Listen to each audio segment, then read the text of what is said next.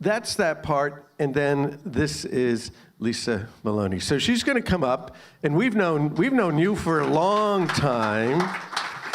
We've known you for a long time, but I didn't know everything about you, and I was at an event that you were putting on, and you had shared a little snippet of your story, and I came up to you and said, I don't think I asked you. I think I told you. I said, you're going to share that on Mother's Day. Did I ask or did I tell? I'm not sure. But you're here doing it. So welcome, Lisa, please. Thank you. I remember thinking it's strange because the snippet of my story had more to do with fathers than mothers. And he was like, speak on Mother's Day. And I was like, okay. So anyway, yes. Joe was at an event we were holding this past August. And it was an event that I was pretty excited about. We invited the pastors to come, we served them breakfast, and we shared our vision for our newest program, and that is our fatherhood program. We are so excited to be able to minister to dads. We've been ministering to moms for decades. And there was a key part of our ministry that was lacking, and that was to dads. Because if you have a mom, you have a dad. So I think Mary was the only one that had a baby without a human dad in the picture in the beginning. Thankfully, God provided Joseph to her. So I had talked about why this fatherhood program was so important to me. You see, I'm the oldest of 5 girls. It's fun in my house. My mom had me when she was in high school. Actually, she didn't finish high school. She got pregnant for me. It was the late 1960s. There was a lot of fun going on in the late 1960s. And my mom had grown up in a household of being number 4 out of 10 children. And her father, my grandfather, was an extremely abusive man to all 10 of his children. None of them were spared. That does something to a young girl and her self-esteem and what she thinks about men. So my mom looked for love with men who were just not kind to her. And so in high school, she finds out she's pregnant. The guy she's dating at the time said, "That's not mine. I'm out of here." Abortion was offered to her. It was available. You know, we like to talk about abortion being from 1973 on, but it was around. She chose not to, thank goodness. She made an adoption plan. She worked with Catholic Charities and made an adoption plan. She even signed the paperwork after giving birth to me at the hospital, and then at the last minute said, "I can't do this," and she brought me home. When she was 2 months old, she married a friend of the guy who said, "She's not mine," thinking, here's this amazing guy who's going to marry a single mother and take on this little baby girl. Except he wasn't amazing. They would be married for 6 years. And one after another, my 4 sisters came. My only memories of him were of drunken violence in the middle of the night when he would wake me up to beat me because I had done something wrong during the day. I was glad when my grandfather showed up and took us all to his house. But in that time, my mom had grown up Catholic, but my mom had started going to a Baptist church. We were living in East Hartford at the time, and she was going to a Baptist church, and she met a guy because, you know, all the men you meet in churches are wonderful people, right? They're Christians, they're just wonderful people, and she met this guy.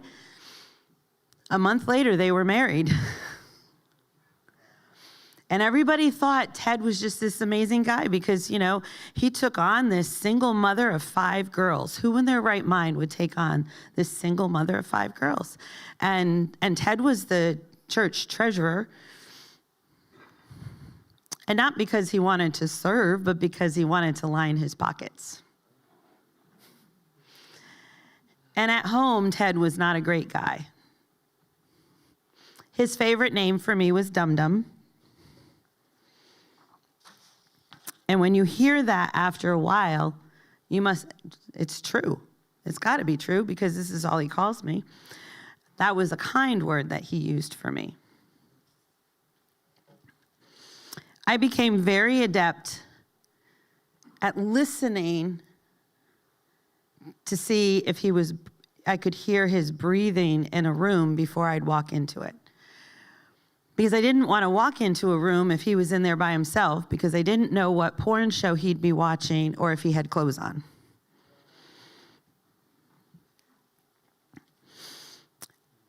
My mom worked hard because he didn't. We had welfare because he didn't work. It's not easy raising 5 children, even back in the 70s and 80s. Kids cost a lot of money. So we went to a few different churches, and each time he'd become the treasurer because he had a mind for numbers.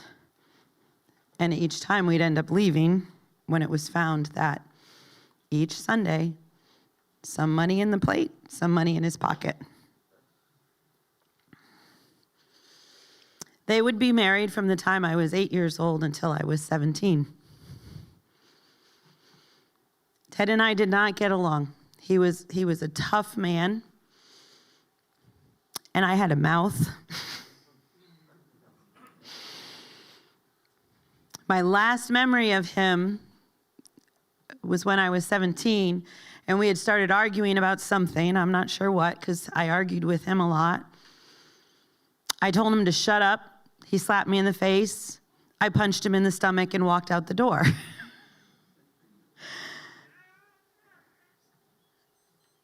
Shortly after that,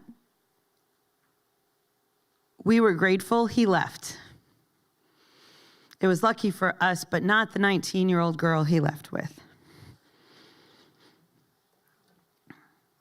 Now I need to back up. When I was 8 years old, we started going to a local church, and many of you may remember, it was Pleasant Valley Southern Baptist Church. Pastor Jim Schneider. And we were at a revival there one day, and I remember I was terrified of Pastor Schneider. Now, mind you, I'm 5 feet tall now. At 8 years old, I was pretty tiny. And those of you who remember Pastor Jim, he was a big man. But I was already afraid of men anyway because men were just not kind. And so to hear this big, huge man with his loud, deep voice talking there, I was a little terrified. But he started talking about Jesus. And he started sharing these amazing things about Jesus and how much he loved us and what he did for us. And I was like, I want to know that Jesus. Like that just, oh my gosh, I want to know that Jesus. I had never known any love like that. I want to know that. So I went forward and I accepted Jesus and got baptized right away. And I remember shaking because I had to go talk to Pastor Jim. I did not forget about that Jesus as I continued through my life. And we'd always gone to church. Part of it is because that was the culture in the 70s and 80s. Families went to church on Sundays. Businesses were closed, and you put your Sunday best on and you went to church. I just thought that was the thing to do. But every time they talked about God the Father, I would cringe because God the Father was mean and vengeful.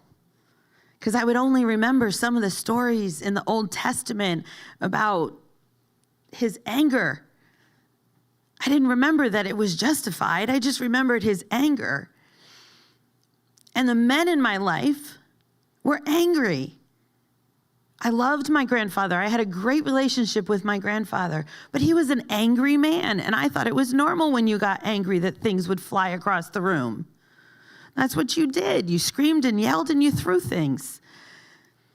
Because he wasn't like my first stepfather who beat me. He wasn't like my second stepfather who called me names. So that's just what men did. So God the Father was something I couldn't wrap my head around. But I could wrap my head around Jesus. Because Jesus had this sacrificial love. So at 17, my second stepfather leaves. And at that time, we were going to a church, I won't say the name, but we were going to a church that was really big on rules. They were really big on works-based faith. And being an oldest and somebody who likes rules, which is my personality, I like rules. It makes me feel good. And I was a rule follower. I did my best not to break the rules. That church felt like a fit for me. So my mom went to that church and said, my husband's left, I need some help.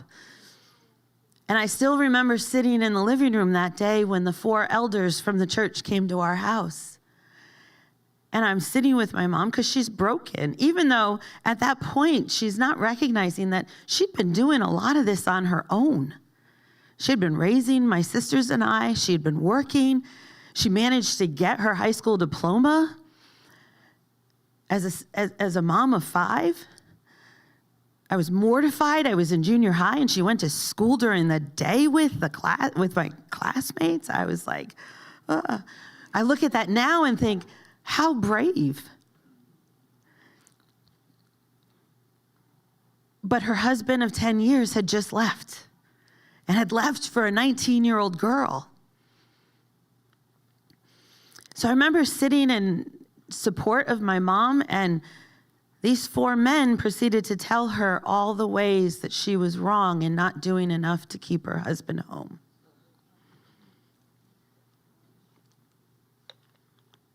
And I remember being angry, like, how could they say that? They're not living here. But again, in my head, these are the men of God. These are the leaders in the church, so they must be right because they're closer to God than I am. I remember I'm 17, I have 4 younger sisters, and my mom had all 5 girls within 8 years. So we're pretty close in age. So they're entering their teens, and they're in their teens, and that was the last time they went to church. Because that made them angry. That made them hurt. So, but again, for me, the rules were comforting. And I had fallen in love with Jesus, so I wanted to be with Jesus when I died, so I kept going to that church. And then I met a guy, because, you're 17, and every 17-year-old girl, they just, they want to be loved. I really wanted to be loved, and I met this guy, and he was so nice. He wasn't like any of the other men that I had met. And he certainly wasn't like any of the high school boys that I met because he was in college.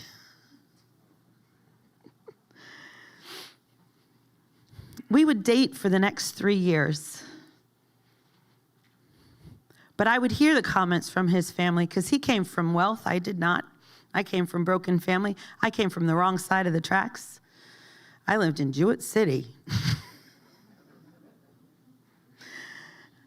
And I would hear their comments, but I kept thinking, he's still dating me, so, he must be, love me enough to defy his parents. But I was okay to date, but I was not okay to start a life together. And so even though we had casually talked about getting married, and I didn't think it was casually, but in his mind it was casually, I really thought we were going to get married. And he finally told me, he said, no. He says, my parents said that I need to find a girl to settle down. And all of those names that my stepdad had called me came rushing back. I was dumb. I was not enough. I was not good enough. And again, I started thinking about, I must be doing something wrong because God is not blessing me.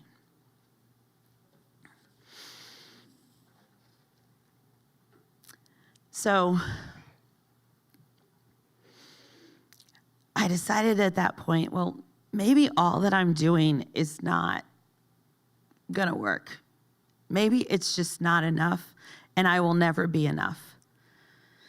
So I started distancing myself from church and from Bible study. I had long stopped reading my Bible on my own. And so I met another guy. This guy was more like the men that my mom had been with. He was a smooth talker, but not a nice man. I was naive because I didn't drink, I didn't do drugs. I was going to school, I was living on my own. I moved out at 18. I was like, I'm done, I'm out of here. So I was working full time, I was going to school.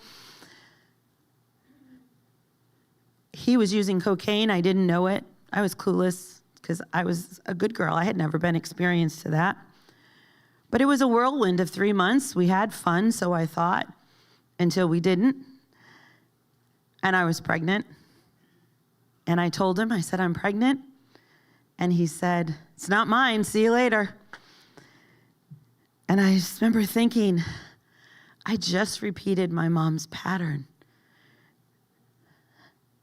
See, at 13 is when I found out about my biological father, that my sisters and I were only half-sisters, which explained a lot because they're all tall and thin and I'm short and curvy and I just never looked like them. I never felt like one of them. And then at 13, I was like, now I know why. But that was the first abandonment scar. And then the second, and then the third, and then the fourth, and then the fifth. And so just, men, I'm like, oh my gosh, that's what they do. They abandoned, they abused. But I had found comfort in the rule-following church because I knew what to expect. So I went back to them because I thought, I'm alone, I need help. I know I can't do this on my own. There was no pregnancy center at that time. This was before this pregnancy center opened. So I called the pastor of that church and I said, I need to talk to you. Briefly explained what it was about, and he said, okay. We set a time for me to come to talk to him and the elders. I remember sitting in the parsonage living room, shaking, because again, I'm sitting with 4 men. Men have not been good to me. Men have not been kind to me. And I also keep thinking that God is a God of punishment. And I had done wrong. I knew I did wrong. So I'm sitting there, explained everything to them, and they said, okay, can you go with Sarah, she was the pastor's wife, go and wait. We need to discuss, how we're going to deal with this situation. I left. I sat in the kitchen with Sarah, and she's chatting, and I'm just watching the time click, and it felt like forever. It was probably somewhere between 20 and 30 minutes, and they called me back in. And they said, okay, this is how we're going to handle this. You're going to come to church this Sunday, and you're going to stand in front of the congregation, and you're going to confess and repent. You're going to share with the whole church what you just shared with us. Remember, I was a rule follower, and I thought I had done wrong, and this was my punishment. So I showed up at church that Sunday. And I stood in front of the entire congregation and I confessed and I repented. And I shared with the whole church what I had been doing for the last 3 months. And when that was over, they revoked my membership.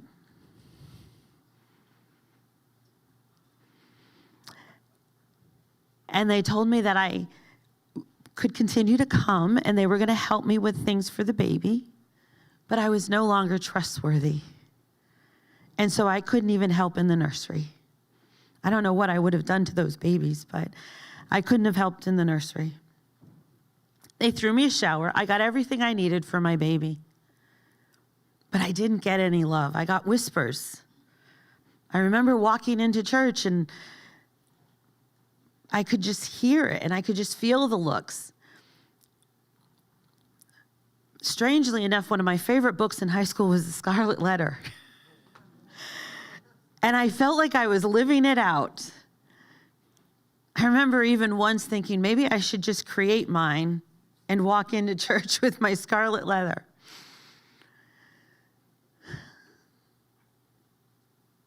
About 6 weeks before my son was due, at the end of a really long day at work, I went to go check the mail and I fell, slipped on the ice, and ruptured my water. So my baby was coming whether I was ready or not. He was not quite ready. He needed oxygen for about a week.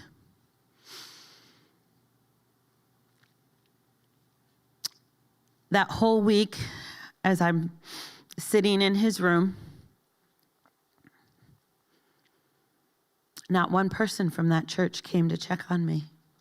Nobody reached out to see how he was doing. Nobody reached out to see how I was doing. I was alone.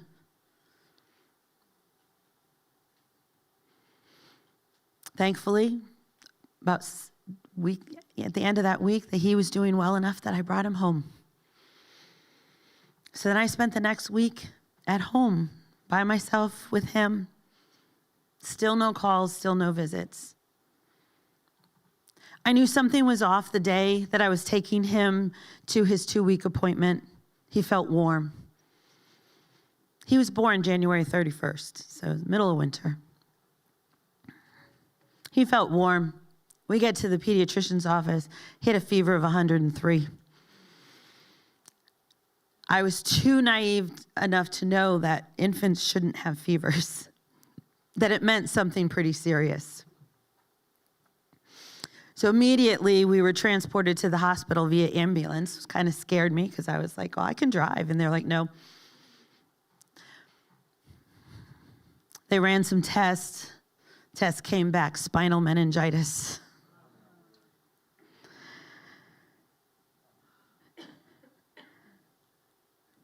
And I just remember thinking, this has got to be my punishment. Because, I broke the rules. I did what I wasn't supposed to do. And I remembered, I didn't remember this at the other services, but I remembered this twisted version of when David lost his child in Scripture, and he talks about it. And in my head, I saw that as David's punishment. And so it must have been my punishment that God was going to take my child. So day in, day out, we're there. And I remember it was on day 6, and I remember it vividly. I started to remember the story of Abraham and Isaac. And I was like, God asked Abraham to sacrifice his son, and I never understood that story.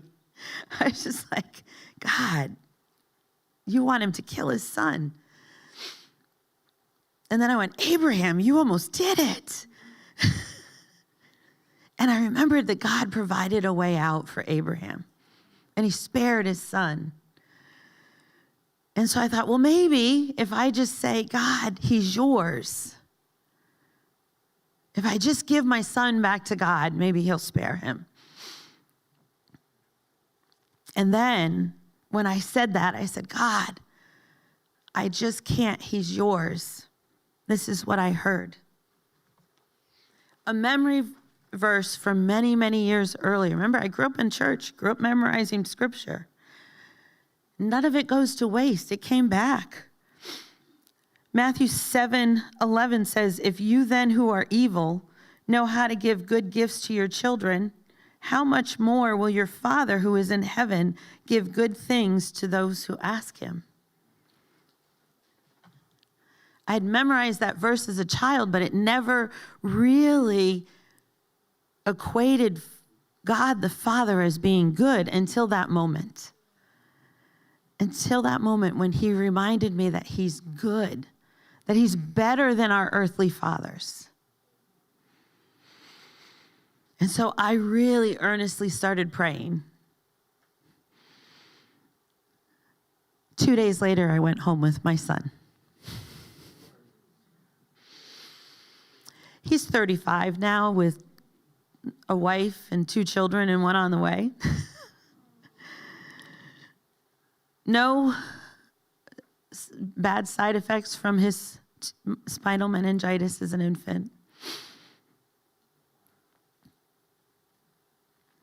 But then I started thinking as I got home and I'm enjoying my son and what had just happened and the experience that I had had with God the Father, I knew I needed to find a different place to fellowship. I knew that the church that had shown me no grace was no longer a home for me. And so I had heard about this thing called College and Career at Groton Bible Chapel. And I thought, well, that sounds interesting. I'm that age. I'm not in college anymore because I have a baby, but I have a career. So, that I should qualify for that. So I called the church, and the secretary at the church, this is before, you had to dial 1 for this and dial 2 for that.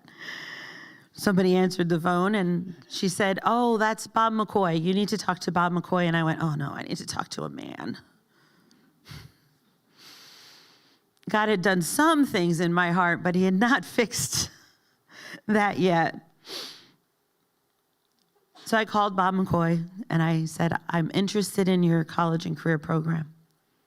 And he started to tell me when they met and what we were studying. And I said, excuse me, I need to tell you that I'm a mom, a single mom. And he continues to tell me where they're going to meet for this Tuesday. They met on Tuesdays, I remember that much. And I said, I need you to know I've never been married. And he said, do you need help with childcare? Because we can make a few phone calls. And I was like, wow, no judgment, no condemnation, just how can we help? So I went and started to go and started to learn more about how God and Jesus are the same. That they were not two separate, one's all about the rules and condemnation if you break them, and then the other one is loving. They're both loving. I started learning more and more about that. Then I met my husband. When my son was 2, we married and he adopted him. And then in the first year, God blessed us with our second child, our son Nathaniel. And then we had no more children after that for many years. I always wanted more. I knew he always wanted a daughter. And so 15 years later, I got pregnant. And she lived for 18 weeks gestation, and her heart stopped, and we lost her. Our only girl.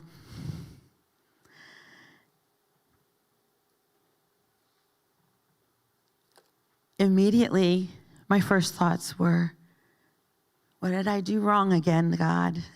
And then it was almost instantaneously, no, daughter, no, you did nothing wrong. I didn't have to sit there in that. I knew God. I knew that voice, no, daughter. That was from God. He was assuring me that he was going to walk me through this.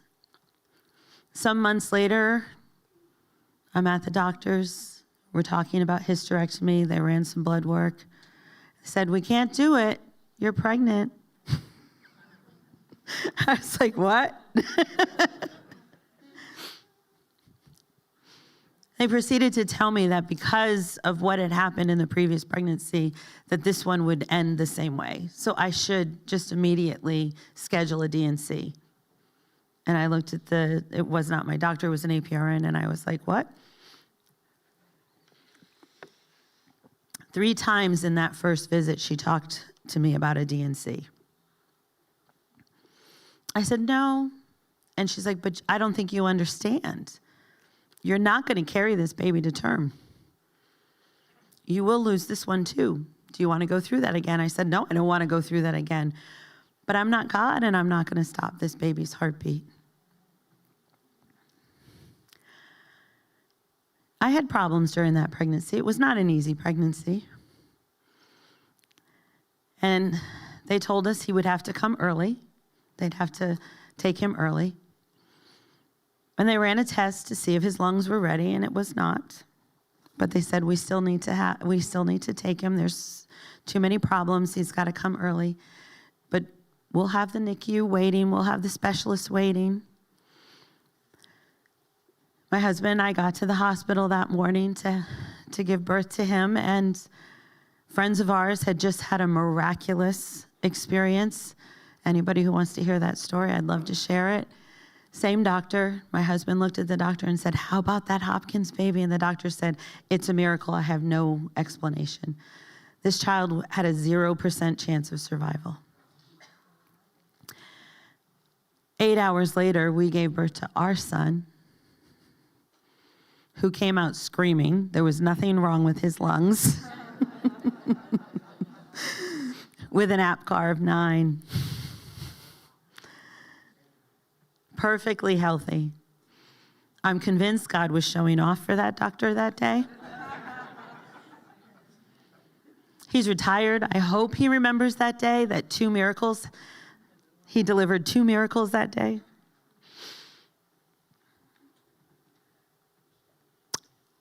God is so amazing.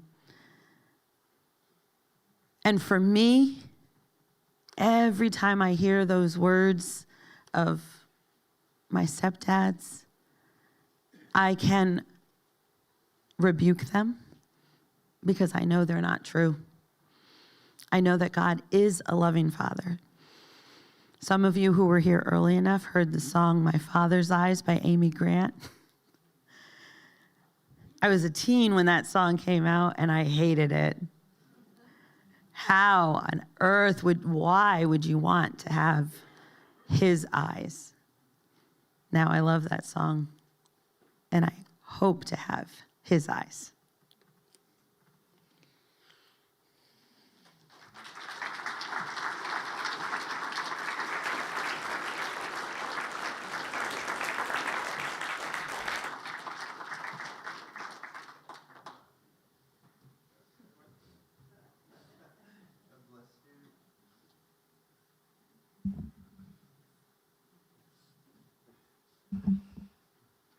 So pretty courageous, huh? So like we said before, right, that the Bible is largely, the way that it's composed, the way that it's put together is largely narrative. It's stories, it's people, and the interaction of God with those people.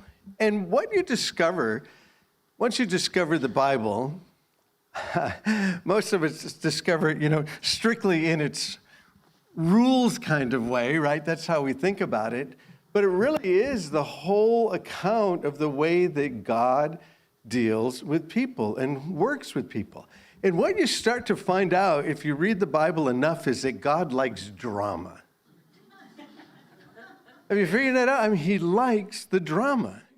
He brings these people out of Egypt, and some of you know how long it would take for them to go from Egypt into the Promised Land. How long was it? Somebody knows.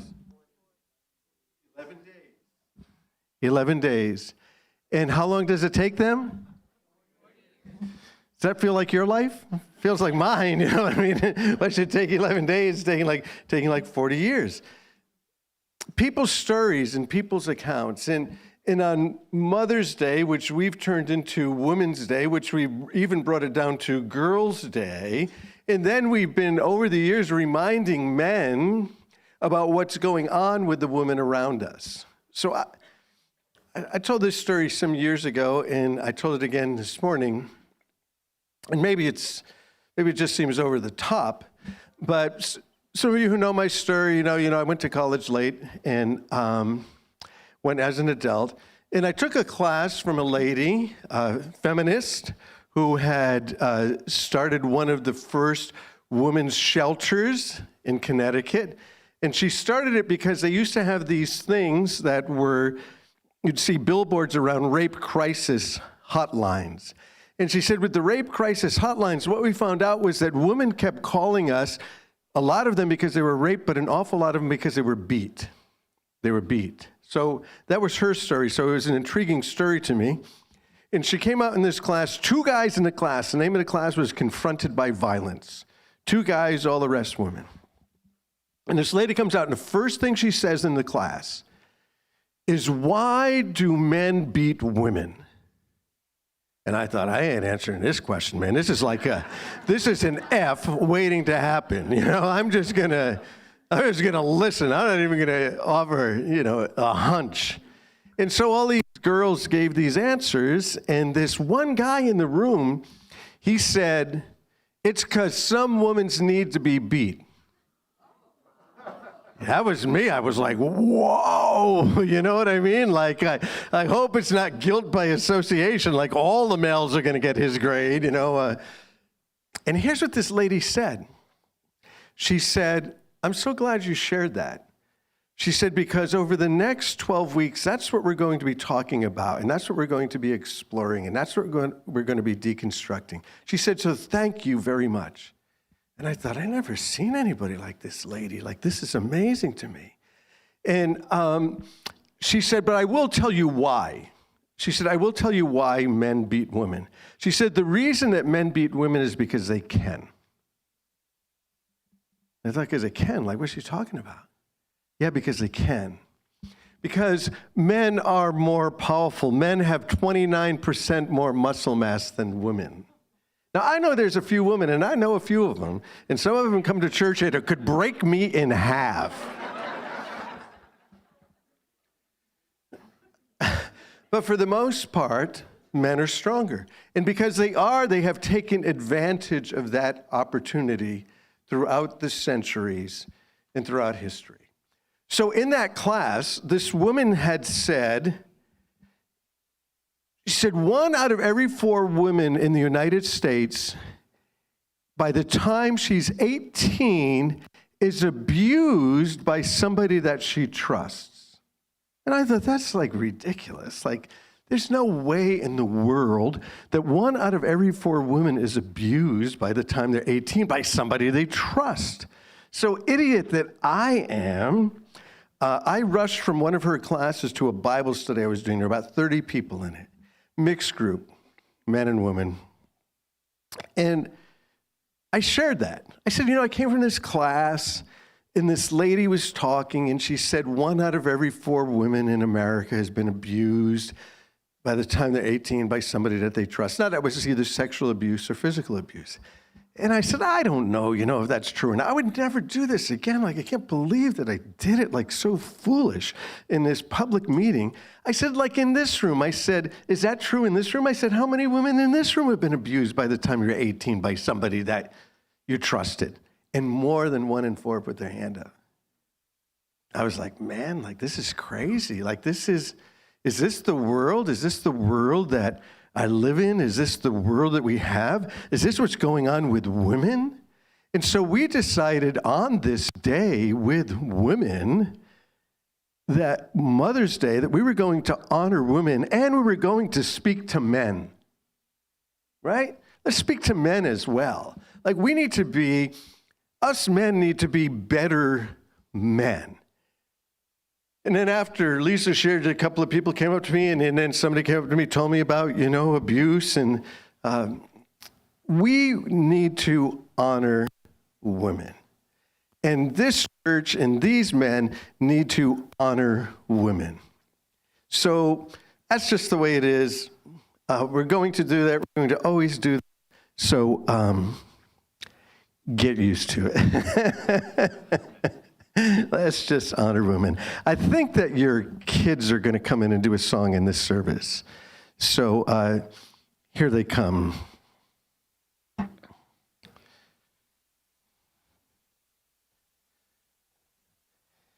And then we're going to do something else to honor every woman in the room.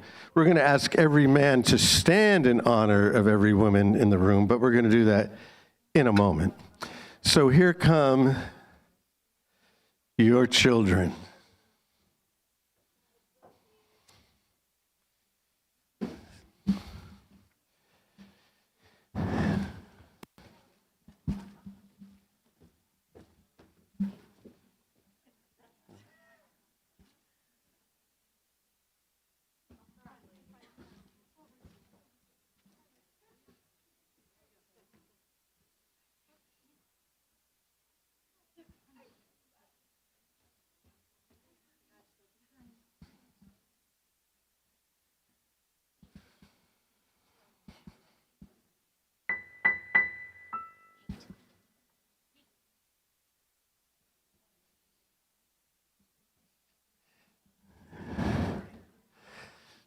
Kind of fun, huh?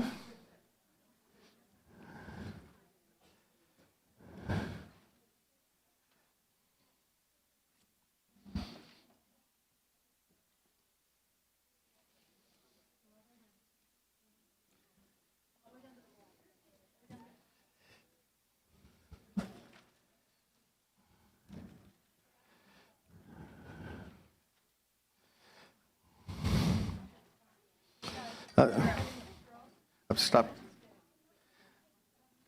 This is my granddaughter, Nara. You had to use it.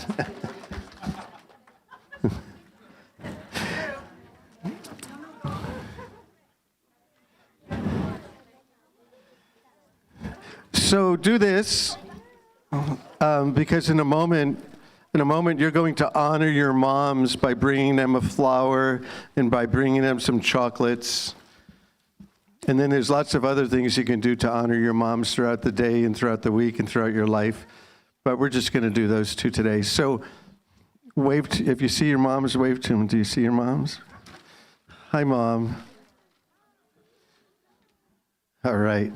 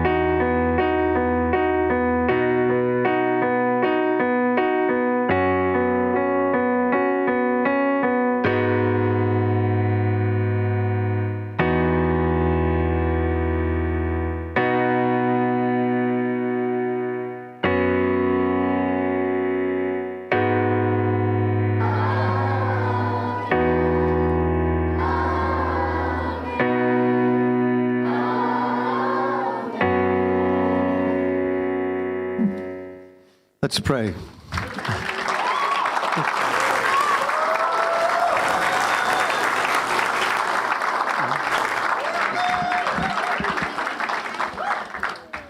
So, Lord, thank you for each and every child, each and every mom, each and every parent, each and every family, each and every woman that's in the room. Lord, from those who are young to those who are old. Lord, we just thank you for women, and we thank you for men who are going to rise up to the occasion to be the kind of men that we're supposed to be. So thanks for these kids. Thanks for these teachers. Thanks for this fellowship. Thanks for this great, great story, Lord, that I know is going to impact us for a long time, a real long time. And so bless this family. Bless the Maloney family. Give them everything, Lord, that they could possibly desire or want. Lord, let them experience the goodness of your hand and your mercy, your greatness upon them. And Lord, may many, many more stories, Lord, come out of what's going on in this family. Lord, you've only just begun, and so we're looking forward to what you have in the future. So what's going to happen is these children are going to come, and if you're a mom, they're going to bring you a flower and chocolate, and then wait until they do that. And then if you're a woman, on the way out, there are men.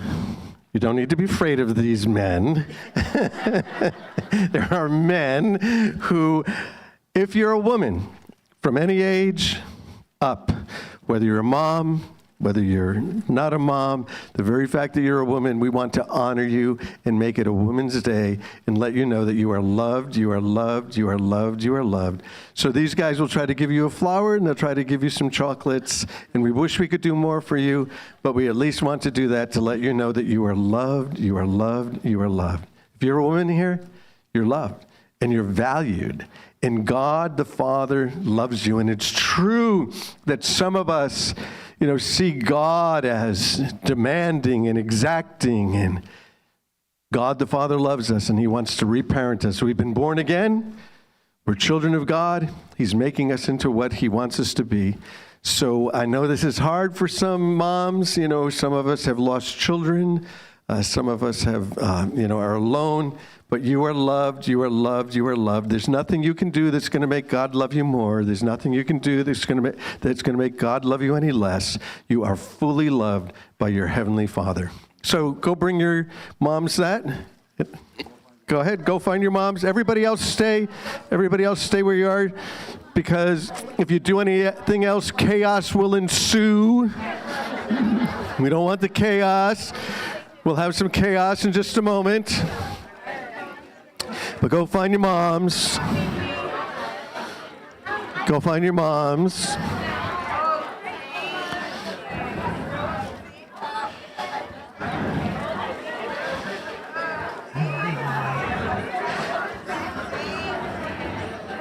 Give your moms a hug. Tell them that you love them. And if you're a mom in the nursery, they're bringing you flowers and candy in the nursery. If you're a woman and you're on the way out, they're going to give it to you on the way out, okay? So the Lord bless you, the Lord keep you, the Lord make his face shine upon you. So everybody else is dismissed. There's an apologetics conference next Saturday in New London at the New London campus. So bless you, bless you, bless you. You are loved, you are loved, you are loved, and after that, you are loved.